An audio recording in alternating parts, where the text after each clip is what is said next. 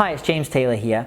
I want to talk to you today about creative time, about the ways that we perceive time as creatives, because it's a little bit different from the way that managers, and I speak to a lot of people in business all the time about how they view time, and I've been thinking about it a lot because this is the big difference. In the business world, and if you look at very, very successful people, CEOs of companies, the way that they usually manage their time is in 15-minute chunks or 30-minute chunks or 1-hour chunks.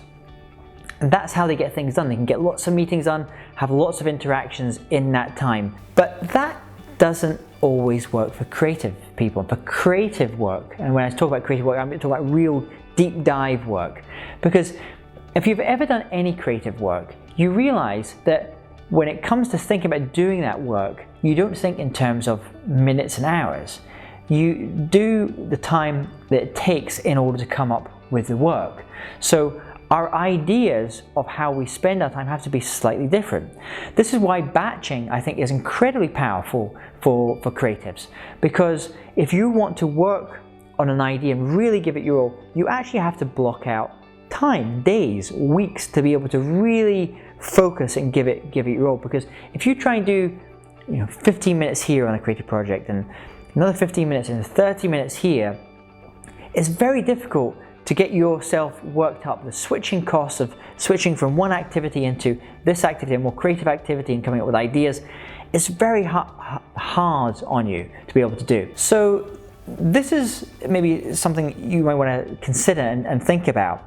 If you're wanting to do very creative work, to really think about it, rather than just block out an hour here, then another hour here, and another hour here, which can work, it absolutely can work, and I know people have written books by doing an hour every morning, and just that's the only time that they could write.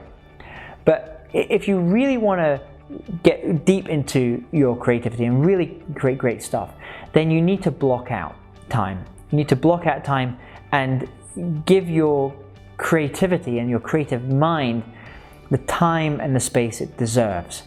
It's not the same way that a manager works, and to be very successful as a CEO, that time, that creative time, you're going to be spending it maybe once a year where you kind of go away and you brainstorm on things, but most of your time is actually usually spent in 30 minutes, an hour chunks of time. But if you're an artist, if you're a musician, if you're doing those types of creative works, then you can't really think about it in hours and minutes. It just doesn't work.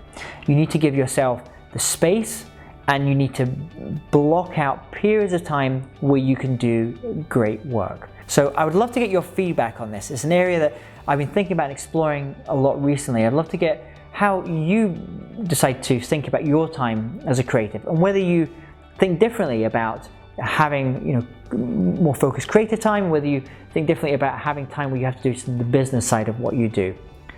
So please, if you're not listening or watching this at jamestaylor.me, go over there just now, and I would love if you were to leave a comment in the comments section of this particular post. Thanks for watching. Hi, it's James here. Did you enjoy that episode? If so, there's two things that we can do to continue the journey together. Firstly, I would love if you were to subscribe, give us 5 stars, and leave a comment.